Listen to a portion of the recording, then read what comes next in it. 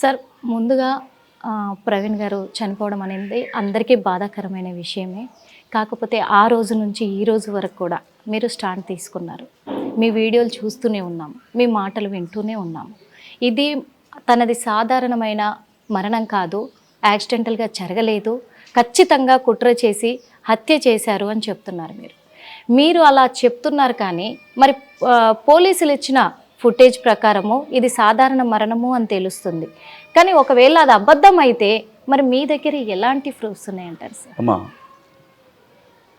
ప్రవీణ్ పగడాల గారి గురించి ముందు నేను మీతో కొన్ని విషయాలు చెప్తాను సార్. క్రైస్తవ సమాజంలో మేధావులు ఉన్నారు అంటే వారిలో ముందు వరుసలో నిలవబడి ఉండే వ్యక్తుల్లో ప్రవీణ్ పగడాల గారు ఒకరమ్మా. క్రైస్తవ సంఘానికి ఆయన ఒక గొంతు. ఓకే. ఆయన ఎలాంటి వాడు చెప్పడానికి మీకు ఒక చిన్న విషయం చెప్తాను. ఆయన అమెరికాలో ఉండాల్సిన మనిషి. ఆయనకి సాఫ్ట్వేర్ కంపెనీలు ఉన్నాయి, భార్య, 2 పిల్లలు. దేవుని విషయంలో చాలా నమ్మకంగా ఉండే వ్యక్తి. రక్షణ టీవీలో డిబేట్స్ జరుగుతూ ఉండే ఎప్పుడు కూడా. మీ ప్రశ్న మా జవాబు అనుకుంటా, అసలైన ప్రశ్న సిసలైన జవాబు అనుకుంటా. అన్ని జిల్లాల్లో కూడా, జిల్లా కేంద్రాల్లో ఇలాంటి మీటింగ్స్ ఏర్పాటు చేసి ఎవరికైనా ఏమైనా అనుమానాలు ఉన్నాయా, అనుమానాలు ఉంటే మాకు చెప్పండి, మేము సమాధానం ఇస్తాం అనుకుంటూ తిరిగినటువంటి వ్యక్తి. అలాంటి వ్యక్తి, ఆయనకి 2 పిల్లలు అని చెప్పాను మీకు. 16 సంవత్సరాల పాప, 4 సంవత్సరాల పాప. వాళ్ళ పెద్ద పాపని కొన్ని రోజులుగా ఎవరో చంపుతామని బెదిరిస్తున్నారు అని చెప్పి ఆయన సోషల్ మీడియా వేదికగా వాపోయినటువంటి సందర్భాలను చూసి, ఆ పాప అంటే ఆయనకి చాలా ఇష్టం అమ్మ. రెండో పాపకి 4 సంవత్సరాలే. మనిషిగా కూడా ఎలాంటి పర్సనాలిటీ అంటే అండి, ఎలాంటి వ్యక్తిత్వం అంటే 8 మందినో 12 మందినో అనాథలను పెంచుకున్నాడు ఆయన ఇంట్లో. పెంచుకొని చదివిస్తున్నాడు. వాళ్ళలో కొంతమందికి పెళ్ళిళ్ళు అయ్యాయి. ఇప్పుడు 8 మందిని కట్టుకున్న భార్యని పిల్లలను చూడడమే పెద్ద విషయం. అలాంటి ఒక 10 మంది అనాథల్ని పెంచి పోషిస్తున్నటువంటి వ్యక్తి. దీనితో పాటు హైదరాబాద్లో చిన్నారి రాజులు, చిన్నారి రాణులు అనే ఆర్ఫన్ ఉంది, ఒకటి ఆర్ఫన్ హౌస్ ఉంది, అనాథాశ్రమం. ఆ 200 మందికి కావలసిన అన్ని సౌకర్యాలను ఏర్పాటు చేసినటువంటి మనిషి. బయటికి అమెరికాలో ఉండే ఇల్లు వాకిలి అన్ని అమ్మేసుకొని పరిచర్య కోసం ఇక్కడికి వచ్చాడు. సేవా పరిచర్యలోనికి రాకముందు అతను మంచిగా రౌడీజం చేసుకుంటూ తిరిగేవాడిని ఆయన సాక్ష్యం మేము విన్నాం. నేను మందు తాగేవాడిని, డ్రగ్స్ తీసుకునేవాడిని, గొడవల్లో ఉండేవాడిని అని చెప్పేవాడు. కానీ సేవలోనికి వచ్చిన తర్వాత ఆ వ్యక్తి ఎలా మాట్లాడాడంటే, తను ఏ డ్రగ్స్ అయితే తీసుకునేవాడో, ఏ మందు అయితే తీసుకునేవాడో, ఎలా తిరిగాడో, అలాంటి వాటి వల్ల జీవితం ఎలా పాడవుతుందో, దాన్ని బైబిల్ ఎందుకు యాక్సెప్ట్ చేయదో అనేక ప్రసంగాలు చేశారు ఆయన. మందు తాగొద్దు, డ్రగ్స్ తీసుకోవద్దు, ఒకనాటి నా జీవితం ఇది అనుకుంటూ చెప్పుకుంటూ ఆయన మాట్లాడారు. షుగర్ కొంచెం మనం ఎక్కువిస్తే, చక్కెర ఇస్తే అది తినడానికి కూడా ఇష్టపడ్డా ఆయన. వద్దండి, ఇది నాకు హెల్త్కి ఉపయోగపడదు అని చెప్తాడు ఆయన. అలాంటి వ్యక్తి ఇవాళ హైదరాబాద్లో బయలుదేరి రాజమండ్రి వరకు రాయల్ ఎన్ఫీల్డ్ బండి మీద వచ్చి అక్కడ ఆగి కొంచెం మందు కొనుక్కొని తాగి, అక్కడ ఆగి కొంచెం మందు కొనుక్కొని తాగి, రోడ్ల పక్కన కాసేపు పడుకొని లెగిసి చివరికి మత్తు మందులో చనిపోయాడు అని చెబుతున్నారు. దాన్ని మేము నమ్మాలి, దాన్ని మేము నమ్మాలి. దాన్ని ప్రజల్ని ఇప్పుడు అదే నమ్మమంటున్నారు. నేను మీతో చాలా విషయాలు చెప్తాను ఇవాళ. ప్రవీణ్ పగడాల గారు చనిపోయినటువంటి ప్లేస్ ఏదైతే ఉందో, ఆ పెట్రోల్ బంక్ ఎదురుగా రోడ్డు నుంచి ఒక 9 నుంచి 10 అడుగుల దూరమే ఉంటుంది. కొలిసి చూపించారు ఇంత అని. నేను ఒక 5 అడుగులు ఉంటుందేమో అనుకునేవాడిని, కానీ అక్కడ హర్ష కుమార్ గారు కొలిచి చూపించారు ఒక మనిషి చేయి పట్టుకొని. చనిపోయినటువంటి ఆ వ్యక్తి చనిపోయాడు అనే విషయం తెలియగానే మధ్యాహ్నం కల్లా మేము అక్కడికి చేరుకున్నాం. అప్పటికే డెడ్ బాడీని మార్చురీకి తీసుకొని వచ్చేసారు. కానీ ఆ సంఘటనా స్థలాన్ని చూసినటువంటి చాలా మంది ఫొటోస్ బయట పెట్టారు. అక్కడ ఎలా ఉంది అని వాళ్ళు మాట్లాడారు. చూసిన ప్రత్యక్ష సాక్షులు ఏం చెప్పారు అంటే, ప్రవీణ్ పగడాల గారిది నార్మల్గా జరిగిన యాక్సిడెంట్ వేరేదో కాదు, అది ఖచ్చితంగా హత్య అయి ఉంటుంది అని వాళ్ళు అనుమానాలు వ్యక్తం చేశారు. దానికి ప్రధానమైనటువంటి కారణాలు ఏంటో మీతో చెప్తాను. యాక్సిడెంట్ అయిందమ్మా. రోడ్డు మీద నుంచి బండి వచ్చి 10 అడుగుల దూరంలో పడ్డది. మనిషి ఒకవైపు పడతాడు, బండి ఒకవైపు పడుతుంది. ఎక్కడైనా అంతే. యాక్సిడెంట్ జరిగితే బండి మీద ఉన్న వ్యక్తి జారి పడిపోతాడు, బండి ఒక చోట పడుతుంది. కానీ బైక్ ఎలా ఉందంటే అమ్మాయిన, ఆయన పడుకొని ఒక దుప్పటి కప్పుకున్నట్లుగా తల మీద నుంచి కాళ్ళ వరకు అలా బండి ఎట్లా పెట్టుందమ్మా. అది ఎట్లా సాధ్యమవుతుంది? అసలు అనుమానాలు ఎందుకు వస్తున్నాయో చెబుతున్నాను. అంతే. పోలీస్ డిపార్ట్మెంట్ కూడా చూశారు కదా అది. ఉమ్, రెండో విషయం, ఉమ్, హైదరాబాద్ నుంచి రాజమండ్రి వరకు జరిగిన ఈ జర్నీలో ఎక్కడ ఆయన హెల్మెట్ తీలా, ఎక్కడ ఎలాంటి సందర్భంలో కూడా ఏ పరిస్థితిలో కూడా హెల్మెట్ తీలా. చనిపోయినప్పుడు కూడా హెల్మెట్ పెట్టే ఉంది ఆయనకి, పెట్టే ఉంది. అలాగే ఉంది హెల్మెట్ ఆయనకి. అవును. అది జావా హెల్మెట్, ఫారిన్ కంపెనీకి సంబంధించింది. అది ఎంత స్ట్రాంగ్ ఉంటుందంటే దాన్ని పగలగొట్టడం ఎవడి వల్ల కాదు. ఒకవేళ దాని మీద నుంచి ఒక బస్సే పోయినా అది తప్పుకొని వెళ్ళిపోతే తప్ప అది పగలదు. అలాంటి హెల్మెట్ ఉన్నప్పుడు తలకి దెబ్బ తగిలే అవకాశమే లేదు. ఉమ్, పోనీ ఒంటికి ఇంకెక్కడైనా దెబ్బ తగిలిందా అని అనుకోవడానికి ఒంటి మీద బలమైన గాయాలు లేవు. లేవు. కేవలం నోటి మీద 2 పెదాలు చిరిగిపోయి 2 అటు ఇటు వేరైపోయి ఒళ్ళంతా తలకి అదే రక్తం హెల్మెట్ లోకి వెళ్ళిపోయినటువంటి పరిస్థితి. అంత చిన్న గాయానికి ఒక మనిషి చనిపోతాడా?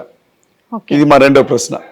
మూడవది ఏంటంటే ఆయన హైదరాబాద్ నుంచి కూడా ఆయన సీసీటీవీ ఫుటేజ్ ప్రతి చోట స్పెడ్స్ ఉంది ఆయన కళ్ళకి కానీ ఆయన షర్ట్కి కానీ ఓకే. స్పెడ్స్ పెట్టుకొని వచ్చారు ఆయన. ఉమ్, ఎక్కడైతే ఈ యాక్సిడెంట్ జరిగిందని పెద్దలు చెప్తున్నారు, పోలీసులు చెప్తున్నారు, ఒకవేళ ఆ బండి నిజంగా ఆయన మీద పడితే ఉమ్, ఆయన షర్టుకున్నటువంటి స్పెడ్స్ కావచ్చు, కళ్ళకున్న స్పెడ్స్ కావచ్చు, నైట్ పురుగులు పడితే అని కళ్ళకి పెట్టుకుంటారు. ఉమ్, అది ముక్కలైపోయి పడిపోయి ఉండాలి. ఉమ్, అంతే కదమ్మా. ఓకే. కానీ ఆ స్పెడ్స్ ని జాగ్రత్తగా అప్పుడే కొనుక్కొచ్చి పక్కన పెట్టినట్లు ఆయన పక్కన యాక్సిడెంట్ జరిగిన పక్కన పెట్టుంచారు. దానికి దుబ్బ లేదు, దుమ్ము లేదు. ఇంకొకటి ఏంటంటే మాస్క్. హైదరాబాద్ నుంచి రాజమండ్రి వరకు ఆయన వచ్చినటువంటి దారిలో ఎక్కడ మాస్క్ తీల. ఈవెన్ రామవరపాడులో 4 గంటల పాటు ఉన్నాడు అని చెప్పిన చోట మాస్క్ తీల, ఎక్కడ మాస్క్ తీల. ఆ మాస్క్ జాగ్రత్తగా అప్పుడే కొనుక్కొచ్చినట్లు మడతపెట్టి పక్కన పెట్టుంది. ఓకే. ఆ ఇన్సిడెంట్ జరిగిన ప్లేస్ లో ఒక కర్ర చెక్క ఇంత పొడవుందమ్మా అది. ఉమ్, దాని మీద రక్తపు మరకలు రోడ్డు మీద పడిపోయింది ఆ కర్ర. ఒక 2 కర్ర. దాని ముక్కలేమో పక్కన పడున్నాయి. ఉమ్, చూసిన వాళ్ళకి ఎలా ఉందంటే దానితో కొడితేనే ఈ మనిషి ఇక్కడ పడుండాలి లేదా పడ్డప్పుడైనా కొట్టుండాలి అన్న ఆలోచన కలిగించేలాగా ఉంది. ఓకే. మనిషి ఇంత జరిగితే అమ్మా ఉమ్, ఎస్పీ గారు ఏం చెప్పారంటే మా ఏఎస్ఐ గారికి ఉదయం 8:30 సమయంలో ఎవరో ఒక వ్యక్తి చెబితే డెడ్ బాడీ ఉందని వెళ్ళి చూశారు, అప్పటి వరకు తెలియదన్నారు. మీరు మీడియా, మీకు తెలుసు ఆ విషయం. ఇదే విషయం గురించి ఐజీ గారు మాట్లాడుకుంటా మాకు 101 నుంచో 102 నుంచో 11 నుండో డయల్ కాల్ వచ్చింది, అప్పుడు మాకు విషయం తెలిసింది అన్నారు. ఎస్పీ గారు చెప్పిన దానికి మొదటి ప్రెస్ మీట్ లో, రెండో ప్రెస్ మీట్ లో ఐజీ గారు చెప్పిన దానికి మొదటి విషయంలోనే పొంతం లేదు మా. ఇదొక కారణం. అసలు ప్రధానమైన కారణం చెప్తున్నాను నేను. ఎప్పుడో రాత్రి 10:30, 11 చనిపోయిన మనిషి రోడ్డుకి, ఇది ఇది ఇది రోడ్డు అనుకోమ్మా, అదిగో అలా పడిపోయి ఉండాలి మనిషి. అవును. నైట్ అంతా అక్కడ పడిపోయి ఉంటే సరే బండి ఇంజన్ ఎవరు ఆపారు అన్నది కూడా నేను అడిగాను.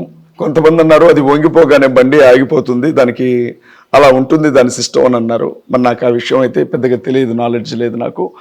అంత పక్కన ఒక మనిషి పడిపోయి ఉంటే 11:30 నుంచి తెల్లవారే వరకు జనాలు ఎవరు అతను చూడలేదు. అంత పెద్ద బండి ఒక మనిషి పడిపోయి ఉంటే అనంటే అసలు ఇది ఎట్లా సాధ్యం అని చెప్పి నేను అడిగినామా. ఇంకొకటి ఏంటంటే రాత్రి 11:30, 12 మనిషి చనిపోతే ఆ నెక్స్ట్ డే ఈవినింగ్ వరకు కూడా ఆ క్రైమ్ సీన్ అసలు ప్రొటెక్ట్ చేయలేదు పోలీసులు. ఓకే. ఆ ప్లేస్ కు వెళ్ళారు అని తీసుకొచ్చారు కానీ ఉమ్, అక్కడ సాక్ష్యాలు ఉంటాయి, ఆధారాలు ఉంటాయి. అది హత్యని చాలా మంది అంటున్నారు, యాక్సిడెంటో ఏదో మనకి తెలియదు. ఎవరైనా వచ్చేస్తే సహజంగా ఎవరిని రానిరు, ఈ ప్లేస్ కి మీరు ఎవరు రావద్దు, మీ పాదముద్రలు పడతాయి ఇక్కడ, మీ చేతికి సంబంధించిన ఫింగర్ ప్రింట్స్ పడతాయి, ఎవరు రావద్దు అంటారు. అరే తిరణాలకు వచ్చినట్టు వచ్చారు జనం, దాని చుట్టూ ఒక దారం కట్టింది లేదు, అక్కడ ముగ్గు పోసింది లేదు, ఇక్కడికి రావద్దని ఏదన్నా బార్కెట్లు అడ్డం పెట్టింది లేదు. 24 గంటలు సాక్ష్యాధారాలు మాయమవుతాయా కావా అని చెప్పి నేను అడుగుతా ఉన్నా. ఇదంతా ఒక కారణం అమ్మా. అక్కడ చూసిన తర్వాత క్రైస్తవులందరి మనసుల్లో నేను క్రైస్తవులకు చెప్పడం కాదు, క్రైస్తవులే మాకు చెప్తున్నారు, అన్నా ఇది ఎట్లా యాక్సిడెంట్, ఇది ఎట్లా దీన్ని యాక్సిడెంట్ అని ఎట్లా నమ్మిస్తున్నారు. మీరు వెళ్ళారా సార్? నేను వెళ్ళాను కదమ్మా. 3 రోజులు ప్రవీణ్ పగడాల గారి మృతదేహం దగ్గరే ఉన్నాం. ఆయన్ని సమాధి చేసిన తర్వాతే నేను మళ్ళీ తిరిగి ఇంటికి వచ్చాను. రాజమండ్రిలో 2 రోజులు ఉన్నాను, హైదరాబాద్ లో 1 రోజు ఉన్నాను. ఆయన పోస్ట్ మార్టం చేసేటప్పుడు ఆ ముందే నిలబడి ఉన్నాం ఆ ఎదురుగా, ఆ బిల్డింగ్ ముందుగా. అయితే విషయం ఏంటంటే అమ్మా, అక్కడ పడ్డది క్రైస్తవులందరిలో కూడా ఏదో జరిగింది. ఎందుకంటే ప్రవీణ్ పగడాల చనిపోవడానికి ముందమ్మా వాళ్ళ పిఏ, ఆ తల్లి పేరు స్వర్ణనో ఏదో ఉంది, చనిపోవడానికి ముందు ఇంకా ఆయన ప్రాణం పోకముందు మెసేజ్ పెట్టాడు ఆవిడకి. ఆవిడ ఏమని మెసేజ్ పెట్టాడు అని అంటే, నేను ఎక్కడున్నానో ఎవరికి చెప్పొద్దు, నేను చెప్పమనే వరకు రివీల్ చేయొద్దు, నా ప్రాణం పోయే అవకాశం ఉంటుంది అని మెసేజ్ పెట్టాడు. ఆ తల్లి చూపించింది రెడ్ టీవీ ఇంటర్వ్యూలో, నాకు కూడా పర్సనల్గా చూపించింది ఆ ఫోన్లో. ఓకే. ఆయనకున్నటువంటి థ్రెటనింగ్, ఒకటి బిడ్డను చంపుతానంటే కావచ్చు, ఈయన చంపుతానంటే కావచ్చు. అంటే అదే రోజు కొద్ది సమయం ముందు ఆ మెసేజ్లు అంటే ఆయన జర్నీకి బయలుదేరడానికి ముందు నేను ఎక్కడున్నానో ఆయన, ఆవిడ పిఏ కదా, మీరు చెప్పొద్దు, నేను చెప్పమంటే తప్ప రివీల్ చేయొద్దు అని చెప్పాడు. నేను అడిగాను, ఒక పెద్ద మనిషి హైదరాబాద్ నుంచి రాజమండ్రి వరకు బైక్ మీద రావడం ఏంటి, ఆయనకి ఎన్ని కార్లు ఉన్నాయి, ఎంత పెద్ద మనిషి అని నేను అడిగాను. అడిగితే ఆ సిస్టర్ నాతో చెప్పిన మాట ఏముందంటే, ఆయనకి థ్రెట్టింగ్ ఉందన్న విషయం అందరికి చెప్పాడు, ఫేస్బుక్ లో చెప్పాడమ్మా, మెసేజ్ లో పెట్టాడు, నన్ను చంపకండి దయచేసి వదిలేయండి అని బ్రతిమలాడాడు. ఒకవేళ నా కారు నంబర్లు అందరికీ తెలుసు, నా కారు తెలుసు, వ్యక్తిగతంగా కూడా ఆయనకి శత్రువులు ఉన్నట్లున్నారు ఆయనకి సంబంధించినటువంటి వ్యక్తుల్లో. నేను బయటకు వెళ్తే పసిగడతారు అని చెప్పి, ఎవరికి అనుమానం రాకూడదు, సేఫ్ గా వెళ్ళి సేఫ్ గా రావాలని చెప్పి బుల్లెట్ వేసుకొని, హెల్మెట్ పెట్టుకొని, మాస్క్ వేసుకొని, ఎవరికి అనుమానం రాకుండా బయలుదేరి వచ్చాడన్నా అని చెప్పింది ఆ తల్లి. అంత సేఫ్టీగా జాగ్రత్తలు చూసుకున్నవాడు. ఇంట్లో 2 చిన్నపిల్లలు ఉంటే, భార్య ఉంటే, కోదాడలో వైన్ షాప్కి వెళ్ళి ఒక వైన్ బాటిల్ కొనుక్కొని, ఏలూరులో వైన్ షాప్కి వెళ్ళి ఒక లిక్కర్ బాటిల్ కొనుక్కొని తాగి రోడ్డు పక్కన పాపం పడుకొని కాసేపు పొర్లి వెళ్ళాడమ్మా. మీ స్థాయికి మీరు చేస్తారా ఈ పని? మీరు ఆ స్థాయిలో ఉంటే వాస్తవమే సార్, ఎందుకంటే మీ అనుమానాలు మీకున్నాయి. ఇంకా నేను చెప్తాను, ఇంకా నేను చెప్తాను, మేము అనుమానించడం అనుకున్నటువంటి కారణాలన్నీ చెప్తాను నేను. పోలీస్ డిపార్ట్మెంట్ దర్యాప్తు వేగవంతం చేసింది. 5 బృందాలు ఏర్పాటు చేశారు. మొదటి రోజు అలసత్వం కనిపించిన తర్వాత బుల్లెట్ లాగా వాళ్ళు పనిచేశారు. సుమారు 300 CCTV ఫుటేజ్లు సేకరించామని చెప్పారు ఐజీ గారు. అందులో 15 గంటల ఫుటేజ్ ఉంది అని చెప్పారు. ఈ ఫుటేజ్ మొత్తంలో ఎక్కడైనా ప్రవీణ్ పగడాల గారు ఫేస్ కి మాస్క్ తీసిన ఫోటో ఏమన్నా చూపించగలరా? ఈ మాట నేను ఎందుకు అడుగుతున్నాను అని అంటే, చాలా CCTV ఫుటేజ్లో ప్రవీణ్ అన్న ఫోటోలు తీసుకుంటూ తిరిగిన వ్యక్తులు కొంతమంది కనపడుతున్నారు. ఆయన అక్కడ ఉన్నప్పుడు వెంటనే ఫోటో తీయటం, సైలెంట్గా ఎవరికో పంపించి వెళ్ళిపోయినటువంటి ఫోటో ఇది అనుమానాస్పదంగా మేము చూసాం ఫుటేజ్లో. వాళ్ళు ఎవరు అసలు? ఏమైనా కుట్ర జరిగిందా హైదరాబాద్ ప్రారంభంలోనే అన్నది మాకు అనుమానం ఉంది. ఇంకొక అనుమానం ఏంటంటే, అసలు ఆయన వీళ్ళు CCTV ఫుటేజ్లో చూపిస్తున్నటువంటి వ్యక్తి అసలు ప్రవీణ్ పగడాల గారు అవునా అంటే నమ్మలేకపోతున్నారు వాళ్ళ క్రైస్తవులు. మీకెందుకో నేను మీకు ఒక ఉదాహరణ చెప్తాను. అంతా బాగానే ఉంది. విజయవాడ దగ్గరకు వచ్చిన తర్వాత ఒక 4 గంటల మనిషి మిస్ అయ్యాడు. ఏమైపోయింది, ఆ మనిషి ఎక్కడున్నాడు అని చెప్పి ఇన్వెస్టిగేషన్ స్టార్ట్ చేశారు. చివరికి రామవరపాడు జంక్షన్ దగ్గర ఆ మనిషి ఆగిపోయాడు, పక్కనే ఉండే పార్క్లో ఒక 3 గంటలు రెస్ట్ తీసుకున్నాడు అన్న విషయం బయటకు వచ్చింది. అప్పుడు మన మీడియా ఛానల్స్కి సంబంధించినటువంటి ఒక వ్యక్తి డైరెక్ట్గా అక్కడ ట్రాఫిక్ ఎస్ఐ సుబ్బారావు గారి దగ్గరికి వెళ్ళాడు.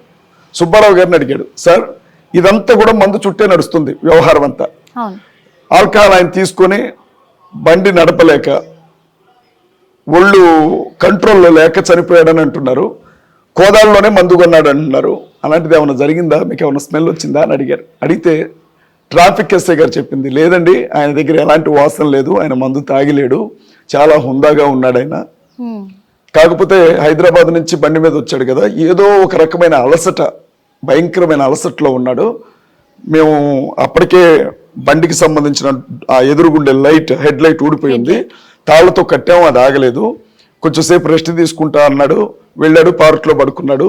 సాయంత్రం అయిపోయిన తర్వాత కూడా టీ స్టాల్ అతను వచ్చాడు, నేను వచ్చాను, ఆటో డ్రైవర్లు వచ్చారు, మీరు ఇలాంటి పరిస్థితుల్లో ప్రయాణం చేయకండి అని చెప్పాను. నేను టీ తాగడానికి టీ ఇచ్చాం, కొంచెం 2 బుక్కలు టీ తాగి దాన్ని పక్కన పడేసాడు, వాటర్ బాటిల్ ఇస్తే ముఖం కడుక్కున్నాడు అని అన్నారు.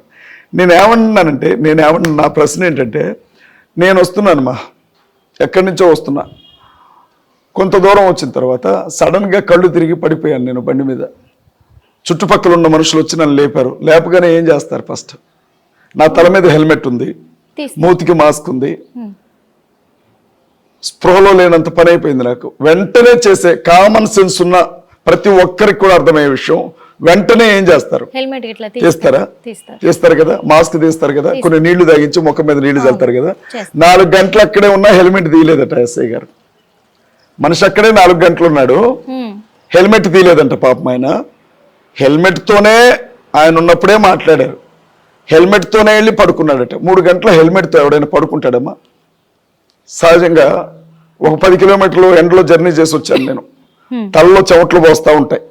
ఆగి రెస్ట్ తీసుకోవాలనుకుంటే వెంటనే నేను చేసేది ఏంటంటే ఒక చెట్టు కిందకి వెళ్ళి హెల్మెట్ తీసేస్తాను.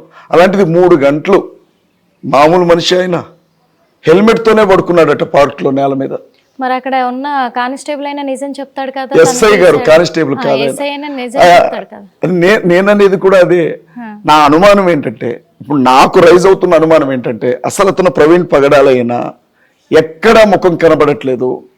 ఎస్ఐ గారు కూడా సాక్షాత్ నేను ముఖం చూడలేదు అని చెప్తున్నాడు. 4 గంటలు ఒక మనిషి పడిపోయి ఉంటే ముఖం చూడలేదు అంటున్నారు. ఇది ఎలా సాధ్యం? ఎలా నమ్మాలి? టీ ఇచ్చినటువంటి వ్యక్తి, టీ కొట్టు దగ్గరికి వెళ్ళినటువంటి వ్యక్తి, నేనే వాటర్ బాటిల్ ఇస్తే చివరిన మాస్క్ తీసి మొహం కడుక్కున్నాడు అని అన్నాడు. అప్పుడు మీడియా వాళ్ళు అడిగారు ఫేస్ చూసారా అని. ఆ ఫేస్ నేను క్లియర్గా చూడలేదు కానీ మాస్క్ చూశాను, హెల్మెట్ చూశాను అంటున్నాడు.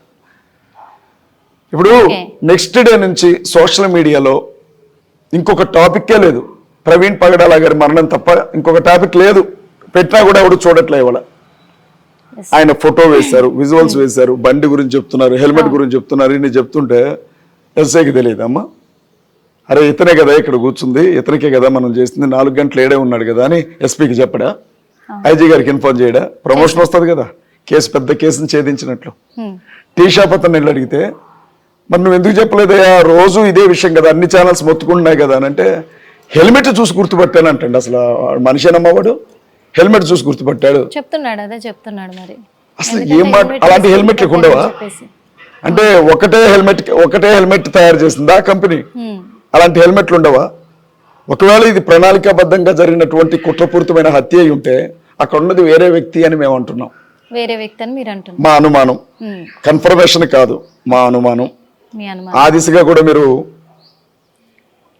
ఇన్వెస్టిగేషన్ చేయాలి కదా. ఖచ్చితంగా ఇదొక విషయం తల్లి. హిట్ టీవీ యాప్, ఇందులో short news, live news, entertainment shows, movies, digital magazines తో పాటు మీ జిల్లా వార్తలను కూడా ఫ్రీగా చూడొచ్చు. అంతేకాదు కేజీ నుంచి పీజీ వరకు విద్యార్థులకు స్కాలర్షిప్ కూడా అందిస్తున్నాం. ప్రతి వారం 10 మందికి లక్కీ డ్రా ద్వారా ఒక్కొక్కరికి 10,000 రూపాయలు అందిస్తున్నాం. ఇంకెందుకు ఆలస్యం, వెంటనే హిట్ టీవీ యాప్ ని డౌన్లోడ్ చేసుకుని ఫ్రీగా ఎంటర్టైన్మెంట్ పొందండి. Hit TV app, hit TV app, please download hit TV app. Hit TV app ని ఫ్రీగా డౌన్లోడ్ చేసుకుని ఎంజాయ్ చేయండి. మీకు నచ్చిన ఎంటర్టైన్మెంట్ కోసం హిట్ టీవీ యాప్ ని ఫ్రీగా డౌన్లోడ్ చేసుకుని ఎంజాయ్ చేయండి. హిట్ టీవీ యాప్ ని డౌన్లోడ్ చేసుకుని ఆస్వాదించండి, ఆశీర్వదించండి. ఇంతమంది సెలబ్రిటీలు హిట్ టీవీ యాప్ ని డౌన్లోడ్ చేసుకోండి అని చెప్తున్నారంటే ఎంత మంచి యాప్ ఆలోచించండి. అమెరికా అమెరికా అమెరికా అమెరికాలో చదవాలనుకునే వాళ్ళకి విశ్వసనీయమైన పేరు మన శౌర్య కన్సల్టెన్సీ. UK లో 1 year masters, UK లో 1 year masters, 2 years work permit up to 5 years visa. Contact Saurya Consultancy. Contact 89851 89851.